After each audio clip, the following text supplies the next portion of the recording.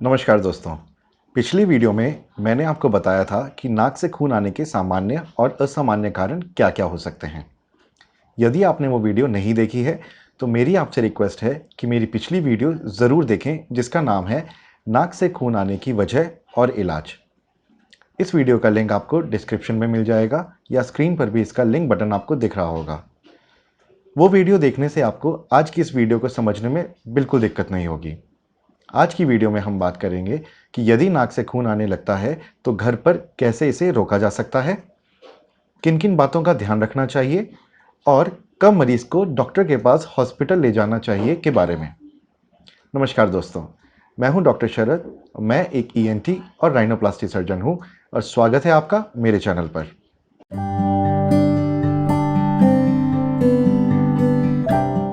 जैसे कि पिछली वीडियो में मैं ऑलरेडी बता चुका हूं कि नोज ब्लीड दो प्रकार की होती है, एंटीरियर नेजल ब्लीड और posterior nasal bleed. Anterior nasal bleed का मतलब है कि मरीज की नाक से आने वाला खून नाक के सामने के छेदों से बाहर की तरफ गिरता है, जबकि पोस्टीरियर नेज़ल ब्लीड में मरीज की नाक से बहने वाला खून आगे की तरफ नहीं बल्कि पीछे गले की तरफ गिरता है। एंटीरियर नेज़ल ब्लीडिंग बहुत कॉमनली देखी जाती है और अमूमन ज़्यादा सीरियस नहीं होती, लेकिन पोस्टीरियर नेज़ल ब्लीड कम कॉमन है लेकिन ज़्यादा डेंजरस हो सकती है। यहाँ मैं आप लोगों को बताना चाहूँगा कि घर पे इलाज सिर्फ एंटीरियर नेज़ल ब्लीड का किया जा सकता है, पोस्टीरियर नेज़ल ब्लीड का नहीं। तो आइए बात करते हैं कि अगर नाक से खून आना शुरू हो जाता है तो घर पे रहते हुए इसको कैसे रोका जा सकता है। सबसे पहले मरीज़ का काम रहना ज़रूरी है।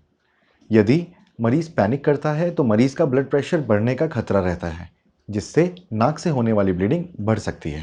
नाक को बहुत हल्के से ब्लो करें ताकि ब्लीडिंग की वजह से नाक में जमे हुए ब्लड क्लॉट्स क्लियर हो जाएं। बैठ जाएं और अपने सिर को थोड़ा आगे की ओर झुकाएं।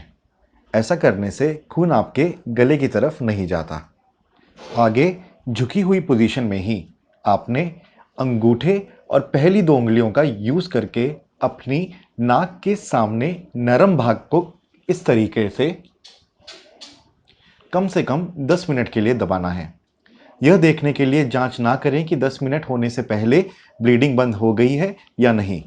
मरीज को नाक पिंच करके वॉश बेसिन पर झुका दें और नाक के ब्रिज पर बर्फ का ठंडा पानी डालें।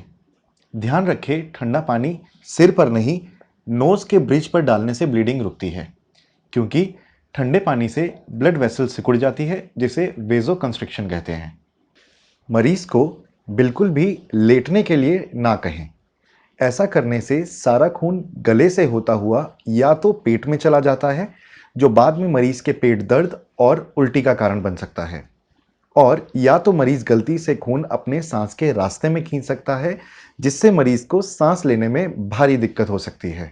यदि ये सारे स्टेप्स करने के बावजूद ब्लीडिंग बंद नहीं हुई है तो अपनी नाक को एक बार और 10 मिनट के लिए आप इसी तरीके से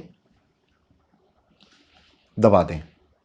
अपनी नाक को पिंच करने से पहले ज़ाइलोमेटाज़ोलिन या ऑक्सीमेटाज़ोलिन नाम की नेज़ल डिकंजेस्टेंट ड्रॉप्स भी 2-2 बूंदें डालने से नाक की ब्लीडिंग को रोकने में मदद मिल सकती है। लेकिन हाई ब्लड प्रेशर वाले मरीज इन ड्रॉप्स का यूज़ ना करें, क्योंकि ये ड्रॉप्स मरीज का बीपी और बढ़ाने की क्षमता रखती है। जब नाक से खून आना बंद हो जाए तो कोशिश करें कि अगले कुछ घंटों तक अपनी नाक को ना छेड़ें, ना रगड़ें और ना ही ज़ोर से ब्लो करें। ऐसा करने से आपकी नाक से फिर से खून बहने का खतरा कम हो जाता है। तो चलिए अब बात करते हैं कि ऐसे क्या एहतियात बरते जा सकते हैं कि जिससे नाक से खून आने की नौबत ही ना आए। अपनी नाक को बहुत ज़ोर से ब्लो ना करें। नाक के अंदर उंगली ना डालें।